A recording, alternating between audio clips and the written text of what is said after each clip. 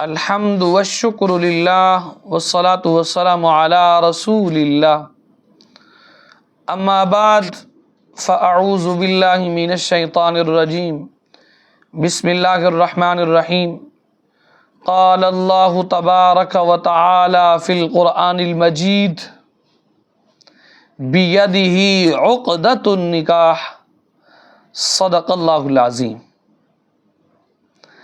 برادران محترم و عزیزان محتشم، آج کے درس کے اندر ہماری گفتگو کا عنوان ہے کیا نکاح کا انعقاد خطبہ نکاح کے بغیر بھی ہو جاتا ہے؟ یعنی اگر نکاح کا خطبہ نہ پڑھا جائے کیا نکاح ہو جائے گا؟ تو اس کے بارے میں رد المختار علی الدر المختار کے اندر موجود ہے۔ فرمایا مرد اور عورت یہ دونوں عاقل بالغ ہوں، ان کا نکاح دو گواہوں کی موجودگی میں ایجاب و قبول سے منعقد ہو جاتا ہے۔ خطبہ نکاح یہ نکاح کے مستحبات میں سے ہے، ارکان میں سے نہیں ہے۔ فرماتے ہیں وَيَنْدُبُ إِعْلَانُهُ وَتَقْدِيمُ خُطْبَةٍ، نکاح کا اعلانیہ ہونا اور اس سے پہلے خطبہ پڑھنا مستحب ہے۔ اور ساتھ ہی فرمایا وَقَوْنُهُ فِي مَسْجِدٍ يَوْمَ جُمُعَةٍ بِعَاقِدٍ رَشِيدٍ وَشُهُودٍ عُدُولٍ، فرمایا کسی نیک شخص کا عادل گواہوں کی موجودگی میں جمعہ کے دن مسجد میں نکاح پڑھانا مستحب ہے۔ یعنی خلاصہ کلام یہ ہے، یہ جو نکاح کا خطبہ ہے، یہ نکاح کا خطبہ نہ یہ نکاح کی شرائط میں سے ہے، نہ یہ نکاح کے ارکان میں سے ہے، نہ یہ نکاح کی سنن میں سے ہے، بلکہ یہ نکاح کے مستحبات میں سے ہے۔ اس لیے کہ اگر یہ نکاح کا خطبہ نہیں بھی پڑھا جاتا تب بھی نکاح ہو جائے گا۔ اسی طرح کچھ لوگ نکاح کے موقع پر کلمے پڑھواتے ہیں، 6 کلمے پڑھوا رہے ہوتے ہیں، اور اس کے ساتھ ساتھ نکاح کے موقع کے اوپر پوری سورتوں کی تلاوت کروا رہے ہوتے ہیں۔ اس میں کوئی شک نہیں، یہ باعث برکت ہے، اس میں شک کوئی نہیں ہے، لیکن یہ یاد رکھے ان چیزوں کا نکاح کے ساتھ کوئی لینا دینا نہیں ہے۔ نکاح کے لیے نہ کوئی کلمے کا پڑھانا ضروری ہے 6، ہاں اصول برکت کے لیے آپ 1 کلمہ پڑھائیں، زیادہ سے زیادہ 2 پڑھا لیں۔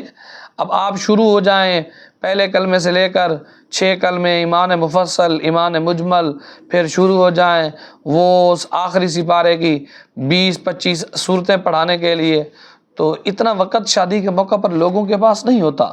دین مشکلات کا نام نہیں ہے، الدین یسر، دین آسانیوں کا نام ہے۔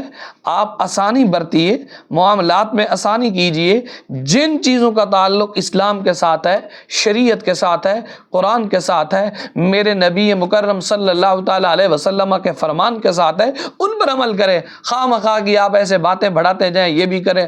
کچھ تو لوگ رولا ڈال دیتے ہیں اور کہتے ہیں جی فلاں نکاح کے لیے وہ آپ نے کلمے نہیں پڑھا ہے، نکاح کا آپ نے خطبہ نہیں پڑھا، فلاں نہیں کیا، فلاں نہیں کیا۔ یاد رکھیں نکاح 2 گواہوں کی موجودگی میں میاں اور بیوی کا راضی ہو جانا، حق مہر کے عوض، اس چیز کا نام نکاح ہے۔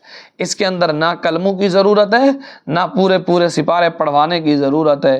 حصول برکت کے لیے آپ چند آیات تلاوت کروائیں، حصول برکت کے لیے آپ 1 سے 2 کلمے پڑھائیں، اور یہ چیزیں پڑھائیں نکاح کے انعقاد کے مستحبات میں، تاکہ یہ داخل ہو جائیں۔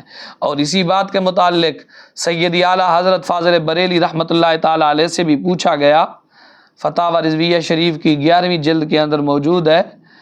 پوچھا گیا، آپ سے سوال کیا گیا کہ اگر مجلس میں نہ نکاح کا ذکر ہوا ہو، اور مجلس میں یعنی محفل لوگ جو اجتماع بیٹھے ہوئے تھے، اس لوگوں کے جمع غفیر کے اندر نہ خطبہ پڑھا گیا ہو، نہ مہر کا ذکر ہوا ہو، آیا کہ اب یہ نکاح ہوگا یا خطبہ ہوگا یا کچھ بھی نہیں ہوگا؟ آپ نے اس کے جواب میں لکھا خطبہ پڑھا جانا یا مہر کا مذکور ہونا یعنی ذکر کیا جانا یہ کچھ بھی نکاح کی شرائط میں سے نہیں ہے۔